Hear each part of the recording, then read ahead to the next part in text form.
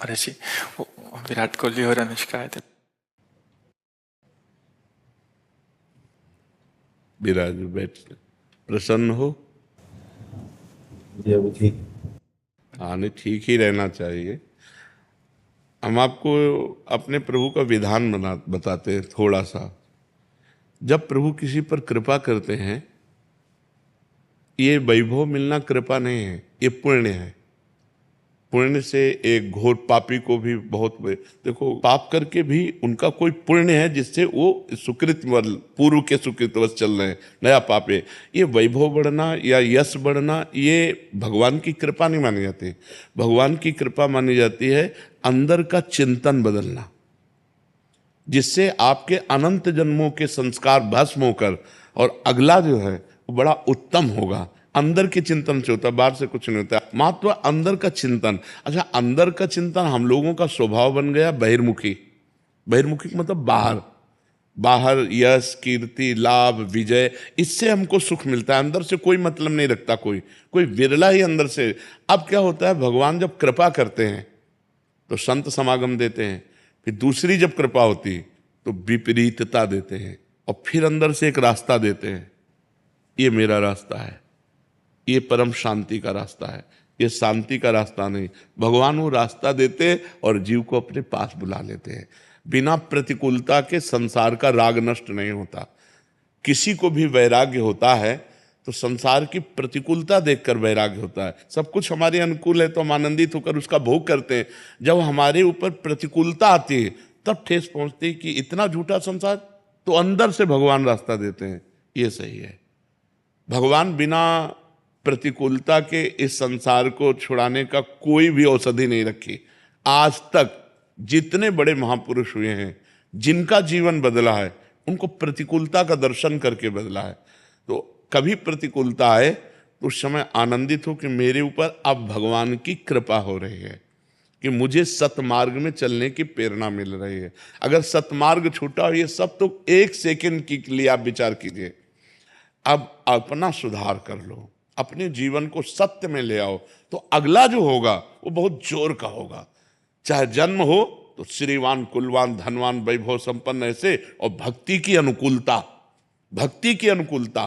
खास बात श्रीवान धनवान कुलवान नहीं, खास बात भक्ति की अनुकूलता। अगर इस जन्म में भगवत प्राप्ति नहीं हुई तो भगवान श्री कृष्ण ने गीता में कहा है कि मेरे भक्त का नाश नहीं होता।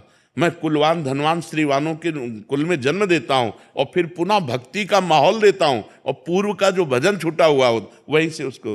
अब बिल्कुल ऐसे ही रहो जैसे रह रहे हो, बिल्कुल संसारिक बन करके रहो, लेकिन अंदर का चिंतन आपका बदल जाए। अंदर के चिंतन में आपकी यश की भावना न रह जाए, अंदर के चिंतन में आपको धन बढ़ाने की भावना न रह जाए। अंदर का चिंतन हो जाए, प्रभु बहुत जन्म व्यतीत हो गए, अब एक बार आपसे मिलना चाहती हूँ, एक बार आपसे मिलना चाहते हैं प्रभु, मुझे आप चाहिए, अब संसार नहीं। तो बात बन जाएगी, तो बात बन जाएगी। तो इसलिए आनंद पूर्वक भगवान का नाम जप करो, बिल्कुल चिंता मत करो। बाबा, क्या नाम जप से हो जाएगा? पूरा, ये हम अपने जीवन का अनुभव बताते हैं। सांख्य योग और अष्टांग योग और कर्म योग और भक्ति योग, चारों योगों में प्रवेश रहा है। पहले हम सन्यासी रहे हैं 20 वर्ष सन्यासी रहे काशी विश्वनाथ जी। तो हम सांख्य योग, अष्टांग योग, जो अष्टांग योग है ना, अष्टांग योग कर्मयोग, इन तीनों को अच्छी प्रकार जान करके और फिर भक्ति योग में आए हैं। स्वयं भगवान शंकर से बढ़कर कोई ज्ञानी तो नहीं ना, सनकादि से बढ़कर कोई ज्ञानी नहीं। वो हरिशरणम सनकादि हर समय जपते रहते हैं। भगवान शिव राम राम राम राम राम राम जपते रहते हैं। हम वृंदावनवासी प्रिया प्रीतम के उपासी, तो जो राम में राह है वही राह है, जो धा है ये रस देने वाली वस्तु है। तो हम राधा राधा राधा राधा, मतलब आप ये समझो कि हमारी इतनी तार्किक बुद्धि रही, हमारी श्रद्धालु बुद्धि नहीं रही। सन्यासी की जो बुद्धि होती है वो तर्क प्रधान होती, कसौटी पर कसने पर। तो हम केवल भावुकता में राधा राधा का प्रचार नहीं कह रहे कि हमने सुना और ऐसे ग्रंथों में पढ़ा हो, ऐसे कह रहे, स्वयं स्वाद लेके कह रहे और विश्वास के साथ कह रहे कि यदि आप राधा राधा जपते हो तो इसी जन्म में भगवत प्राप्ति हो जाएगी, इसी जन्म में। जैसे किसी से कहा जाए कि तुम सत्य बोलो, मंदिर में चढ़ के बोलो, तो हम मंदिर में नहीं, हम वृंदावन में बैठे हैं। करोड़ों मंदिर इसकी समानता नहीं कर सकते, भगवान का परम धाम है। अगर राधा राधा नाम चल रहा है तो इसी जन्म में भगवत प्राप्ति हो जाएगी। हमारी आखिरी श्वास यदि राधा, तो मुझे श्री जी की प्राप्ति, भगवान की प्राप्ति हो जाएगी। इसमें कोई संशय नहीं और किसी साधनों की कोई आवश्यकता नहीं। आप केवल अंदर ही अंदर चलाइए और लिखिए। देखो, हम जो कह रहे हैं उसको समझो। बहुत अधिक नाम जपने की हमें चेष्टा नहीं करनी, कम संख्या हो लेकिन मन लगा करके हो। जैसे हम, अब देखो, आप लिखो राधा, अपने दिमाग में लिखो, खुले नेत्रों लिखो या बाहर बाहर देखो, दिखाई दे रहा है राधा लिखा हुआ। वही कान में सुनो राधा, वही अंदर उठाओ राधा। ये तीनों का एकाकार हो जाए तो ये करोड़ों नाम जप के बराबर है। देखो, जैसे हम बोला राधा, ऐसे हम 1000 राधा नाम बोले तो हम बोला राधा, ये उपांशु है, इसे उपांशु कहते हैं। राधा राधा राधा राधा 1000 बार, ये उपांशु हुआ। अब ये ऐसे उपांशु हम 10,000 बार जप करें, अंदर देखते हुए बोले राधा, उपांशु 10,000 बार नाम जप करने का फल एक बार मानसिक में है। इतना बड़ा फल है ये। ऐसे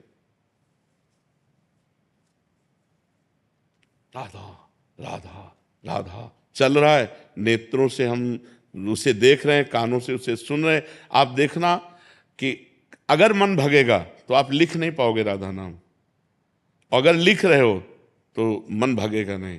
तो चाहे 10 बार लिखो, 100 बार लिखो, लेकिन एक अभ्यास बनाओ ऐसा कि कुछ समय शांति से स्नान आदि करके बैठ गए और राधा राधा लिख रहे हैं, उसी का चिंतन कर रहे हैं। इसे अपना जीवन बना लो, फिर आप परिणाम में खुद देख लेना। कोई घाटे का सौदा तो है नहीं, ठीक है। ये सखी को दे दे, ठाकुर शिव जी की है।